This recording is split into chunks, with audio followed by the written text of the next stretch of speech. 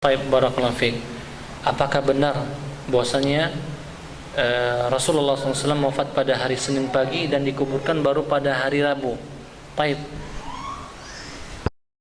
Rasulullah Muhammad SAW beliau wafat pada hari Senin pagi dan baru dikuburkan tepatnya pada malam Rabu, Selasa malam.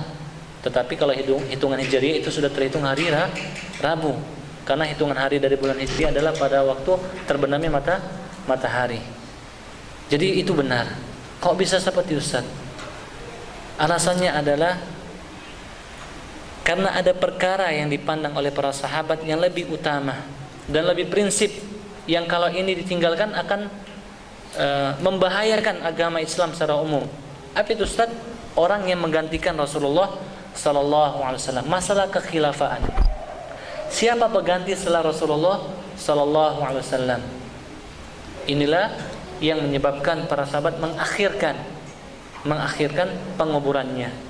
Jadi kalau kita baca Sirah Nabawi seperti kitab yang masyhur, yang bestseller Ar-Rahiqul Maktum misalnya, akan disebutkan tatkala Rasulullah wafat, para sahabat tidak menyangka dan mereka merasa amat sangat terpukul dengan berita ini, sehingga mereka menjadi lemas, tidak berdaya, seolah-olah kabar ini tidak benar. Sampai mungkin kita mengetahui bagaimana sikap Umar radhiyallahu ta'ala anhu, yang beliau marah dan berusaha mengingkari kematian Rasulullah Muhammad SAW. Bahkan beliau mengatakan, barang siapa yang mengatakan Muhammad telah wafat, akan aku penggal lehernya. Muhammad tidak wafat, dia hanya pergi sebagaimana perginya Musa menghadap Rabbnya dan akan kembali. Ini menunjukkan bahwasanya kematian, wafatnya Rasulullah Muhammad SAW merupakan pukulan terbesar bagi umat Islam, sehingga mereka seolah-olah tidak memiliki pegangan lagi.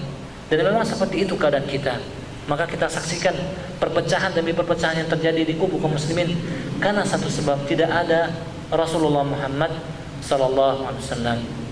Lantas terjadilah permusyawarahan. Sebelumnya Abu Bakar datang menjenguk jenazah Rasulullah sallallahu alaihi wasallam, karena ketika beliau wafat sallallahu alaihi wasallam, Abu Bakar tidak sedang berada di Madinah. Beliau berada di istrinya yang lain yang berada di luar Madinah. Ketika sampai kabar meninggalnya Rasulullah sallallahu alaihi wasallam, beliau pun bersegera mendatangi rumah putrinya Aisyah radhiyallahu taala anha, dan beliau tidak ngomong sama orang-orang, langsung masuk melihat. Karena kondisi pada waktu itu sangat mencekam, kita katakan sangat sedih, kaum muslimin sangat berduka. Kemudian beliau memastikan bahwasanya Rasulullah SAW benar-benar telah wafat dan menjelaskan kepada para sahabatnya, barang siapa yang menyembah Muhammad, maka saksikanlah bahwasanya Muhammad telah meninggal dunia, dan barang siapa yang menyembah Allah Subhanahu wa taala, maka Allah hidup, tidak akan pernah mati. Lantas lemaslah kaki Umar bin Khattab radhiyallahu anhu.